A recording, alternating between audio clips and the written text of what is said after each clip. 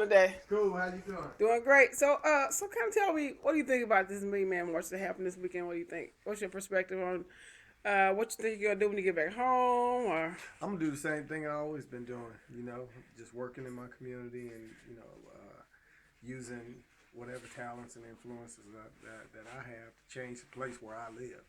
all right, And I think grassroots, activism is what's really important.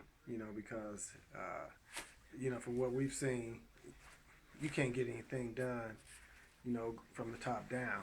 You got to start right where you are. Use the people that are willing to work and make it happen.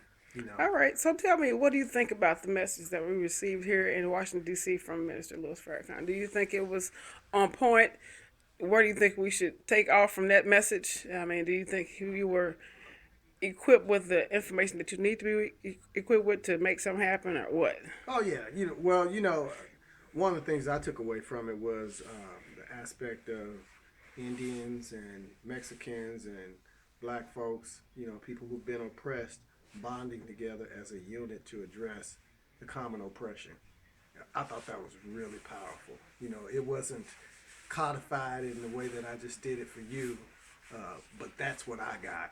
And so I was like, hey, that's a good idea. Because if you're suffering as an individual and you can find somebody else who's suffering and you all can work together, you can get a lot done. Because the Indians went hard. The Indians went hard when they got on the mic. And when the Indians wanted something done, they went to D.C. and they occupied a state building and did not leave until they got what they came to get. And I think that's the attitude and that's the spirit that we have to have if we expect to get anything done. Meeting is cool. We were kind of expecting to occupy and, to make something happen, like the Indians did. We're going to go back to Ferguson and regroup and, talk as a unit and find a way to get the things that we need, for ourselves. All right. Well, tell us who you are. My name's Darnell Singleton. All right. Now, thank you very much for this time, and congratulations for being a part of the 20th anniversary of the Million Man March here in Washington, D.C. Ooh, am I on TV? You're on video. Am I on TV? You're on video. Am I on TV? Yeah. All right. We'll go to this young man right here. We have a young perspective here. So what did you get out of the whole weekend at the 20th anniversary for the Million Man March? Well, I really thought that I came up here to march. Like he said, like Donnell said, I thought we was gonna occupy a building or something, but it wasn't that. So I'm gonna go back. We gonna go back to Ferguson, and we go we gonna light it back up. All right. Now, so when you say light it back up, let's make the definition clear for that, so they don't think it's something negative. Let them know what you're really saying. When you say light it up, what does that mean? That means that we're going to get back out there and start protesting and all those good things. Like the white man, they don't care about anything until you start talking about eye for an eye and all that good stuff. So we gonna show them. We gonna show them what they want. All right, sir. So I thank you very much. My name is Shakir Muhammad. Well, you do your thing, baby, and understand. You're gonna not only follow leadership, but research into what it takes in order to make it happen effectively and legally, and not have to worry about all the other stuff on the side, because you got some direction right there. Yeah, when he says light it back up, this young man means we're going to do economic boycotts, and we're going to choose things that matter, and we're going to hold companies in our community accountable and say, if this young guy can't get a job making good money, we're not going to spend our money with you. We're not going to spend our money with you, and we're not going to support you, and we're going to hold our dollars, and we're going to do it in a coordinated fashion so you feel it as a business. And so, that's really what the next level, the first level was Black Lives Matter. The second level is Black Money Matters. Oh my God. That's something. Leadership, right there. That's what I'm talking about. Bam! That's what I'm talking about. So you're just an extension of the previous level that's gonna connect together, and y'all gonna be a force to be reckoned with. So, okay, now we totally understand what light it up means. That's cool. Way to go. Way to go. Way to go. All good. Now let's get this young lady right here. Tell us who Hi, you are. I'm Miss Rosina Jones, and I currently am a ex-Acorn activist, but still grassroots all the way.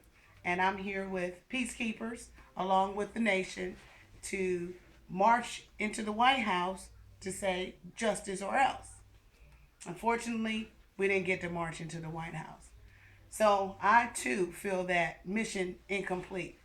And I too agree that we need to go back to Ferguson. Let the people of Ferguson, let the people of St. Louis know that we are back and we're coming back with a plan. And we got a people that are now organized, informed, educated, but more so, more passionate than ever because we notice that nothing has been done. Nothing has got accomplished. Everybody's speaking on this camera, everybody's speaking in the media, but nothing is getting done. Jobs are still not being given, lives are still being taken, and we're all the way in Washington, D.C., and there is nothing that has gotten done. So I'm a bit disappointed, but more so, I feel empowered to do something. Something has to happen because this nothing, we can't go with nothing. That's We right. have to take back our right, our native black right. We are black Native Americans. We're the firstborn babies of America. It's been 400 years, and you cannot be allowed to abuse us after 400 years in neglect. If I was a child in my mom home, you been took me away from her. If she had done to me what you have done to your children, America. So I say this is an American issue, not just St. Louis, not just DC, but America.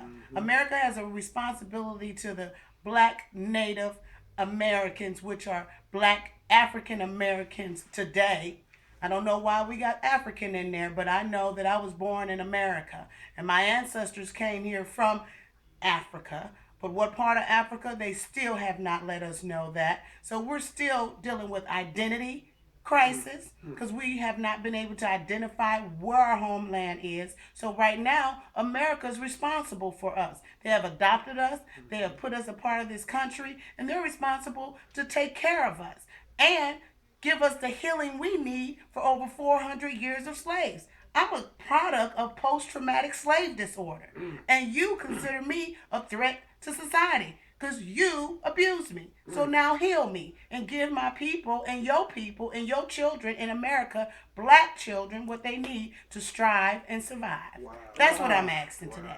That's what I'm talking about. That's You what know, I'm talking about. you talking about giving you the definition of what you need. You talking about young hands that can make it happen, and you talking about direction to put it all together so that Black lives not only matter, but they matter in the community and their own culture. So now we have another level of outlook of this weekend. So what do you think about this weekend being here in Well, Washington D.C. at the 20th I anniversary? think it was great. I heard the minister speak many times. What I'm afraid of going back to Ferguson, I'm one of the head front uh, guys that was on in Ferguson, the front line. I am so upset that I can just about cry now. I am very, very upset because I was in this movement from day one. From Ferguson, I started. I ended up here. I just feel so sad that I'm going back to Ferguson without a pecan. I tell you what, when I get back to Ferguson, I want a motherfucking school. Excuse my, I am so upset about my cursing. I don't like cursing, but I'm just really angry. So guys, bear with me. When I get back to St. Louis, I want a school for my children. I want a school. They need to learn as well as play and enjoy their lives. But it seems they I cannot do it. But it seems like other slave master children, they got schools, they got everywhere they can go. They got buses to come pick them up. I'm tired of going to these centers, sending our children to these centers, getting them an apple, an orange, and a juice, and let them go terrorize the neighborhoods. That's all they doing. It seems like it's a gang-banging recruiting station.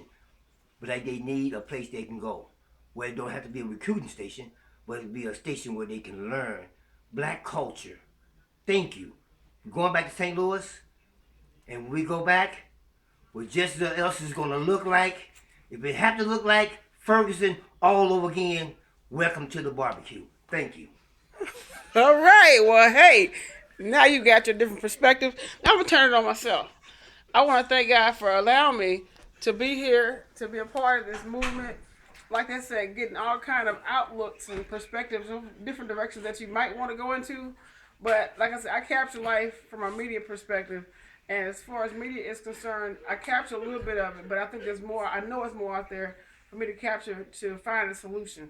And I've always loved being a part of the solution. And I thank God for all the people that helped me to get here to witness this part three of Minister Farrakhan's Million Man March, because they had the first one in '95 and they had the family Million Family March, and they had this part here. And just to be here in the vicinity to kind of get the feel of other people that came here 20 years ago, it's just amazing to try to encompass everything and say, hey, I'm going to be a part of the change. And I plan on doing that every step of the way as I have been. And I thank you so much for listening, for watching, and hopefully somewhere in this video you have gotten some direction too, and then you can reach out to the people that have been on this video.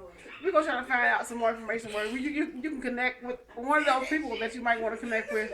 So let's go over here and get some connections and everything else. Hey, excuse me for a second. Now, what if they want to connect with you all and be a part of our group? What do they have to do? I don't have a group, but you can reach me at Funky Cow on Twitter and Darnell Singleton on Facebook. I have a group. That's it. That's it. Funky Cow. Funky Cow. Funky Cow. All right, hold up. We got some more time. All right, I'm Rosina Jones, and I have the Smite the Plight Community Development. So you can contact me at 314-653-0373. Say that one more time. Smite the Blight Community Development. It helps smite the blight. And if you need to help resources in starting your own business, resources in getting grants, resources in getting startup money to do what we need to do to come together as a people, 653-0373, area code 314. Also, we have Jew Babies, which is developed to give you jobs. If you need employment, some type of part-time assistance, 653-0373, 314 area code. Got to have a little muscles. You'll be snuffling some snow, tarping some roofs. See you there. Here we go. And I would like to just add, don't forget to come to Focus. It's something new. I just brought it out. It's going to be in Ferguson. It's called Focus. Please attend. Focus. Area code 314-867-9925. It's 867-9925. 314 area code. The thing is focus. Children are going to focus on what they need, put their money together, and when they come up with how much ever they have, when whatever date that they have to get what they want, I want everybody to focus in and help them get what they want on their date, on their command. The children will speak. Stay tuned for Focus. Thank you. All right. You got anything? Huh? All right. Well, hey, I know you're going to make it happen, so it's all good. Once again, it's Erica Brooks. My name on Facebook is